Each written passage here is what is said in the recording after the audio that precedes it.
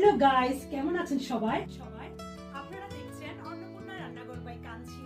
তো আজকে অন্নপূর্ণা রান্নাঘরে হবে কাঁকড়া ঝালের একটি রেসিপি। শুরু করা যাক। প্রথমে আমি চুলাটা অন করে দিলাম। এই পর্যায়ে আমি এখানে দিয়ে দিব তেলটা। সরষের তেলটাও ইউজ করতে পারেন। এরপর আমি এখানে অ্যাড করছি অল্প পরিমাণে হলুদ। এরপর আমি এখানে অ্যাড করব অল্প পরিমাণে লবণ। এবার আমি এগুলোকে একটু মাখিয়ে নিব।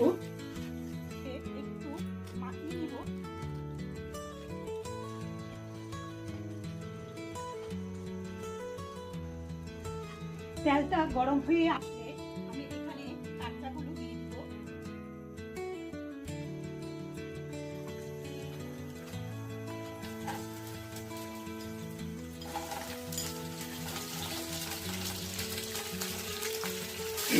কাঁকড়াগুলো আমি একটু হালকা করে ভেজে নিব, যাতে কাঁকড়া থেকে গন্ধ যেটা আছে ওইটা চলে যায়।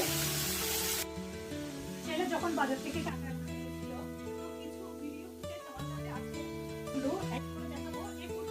হালকা করে ভাজা হয়ে গেছে, আমি এগুলো তুলে নিব।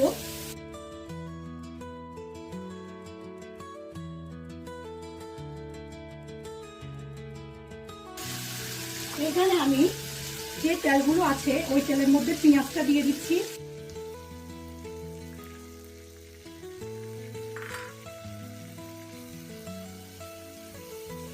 কয়েক টুকরা মূলা আর কয়েক টুকরা আলু কেটে রেখেছি। আপনারা চাইলে এটা ভেজেও দিতে পারেন, আমি কিন্তু আজকে ভাজবো না, আমি একসাথে কষিয়ে এটা দিয়ে ফেলবো। তো আপনারা এখানে দেখতে থাকুন। এই পর্যায়ে আমি এখানে আলুগুলো দিয়ে দিচ্ছি।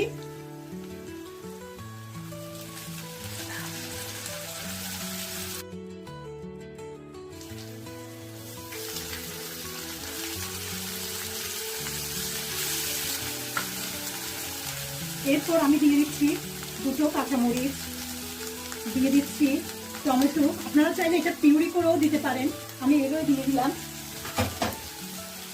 এরপর দিয়ে দিচ্ছি হলুদের গুঁড়ো। এরপর দিয়ে দিচ্ছি জিরা ধনিয়ার গুঁড়ো। এরপর দিয়ে দিচ্ছি মরিচের গুঁড়ো। এরপর দিচ্ছি লবণ। এবার আমি সব মশলাগুলো আরেকবার একটু কষিয়ে নিচ্ছি। এখানে অ্যাড করছি পানি। এরপর আমি এখানে